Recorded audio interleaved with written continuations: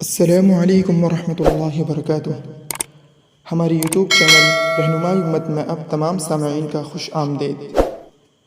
آئیے ناظرین محترم، آج ہم آپ کو ایسے عمل کے متعلق بتلائیں کہ جس سے آپ کے بہت سے مسائل حل ہو جائیں گے۔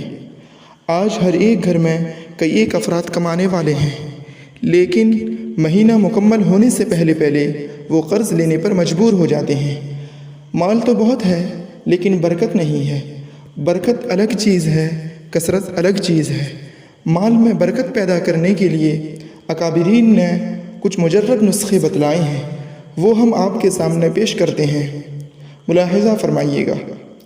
سب سے پہلا عمل یہ ہے کہ آپ ہمیشہ باوضو رہنے کی عادت ڈالیں، اور دوسرے نمبر پہ گناہوں سے بچنے کی کوشش کریں اور استغفار کی کثرت کریں، چونکہ اللہ تبارک و تعالی قرآن مجید کے اندر یہ ارشاد فرماتے ہیں فَقُلْتُ اسْتَغْفِرُوا رَبَّكُمْ إِنَّهُ كَانَ غَفَّارًا يُرْسِلِ السَّمَاءَ عَلَيْكُمْ مِدْرَارًا وَيُمْدِدْكُمْ بِأَمْوَالٍ وَبَنِينَ وَيَجْعَلْ لَكُمْ جَنَّاتٍ وَيَجْعَلْ لَكُمْ أَنْهَارًا۔ جو بھی بندہ کثرت کے ساتھ استغفار کرتا ہے، اللہ تبارک و تعالی اس کے آل و اولاد میں اور اس کے مال و دولت میں خوب برکت دیتے ہیں۔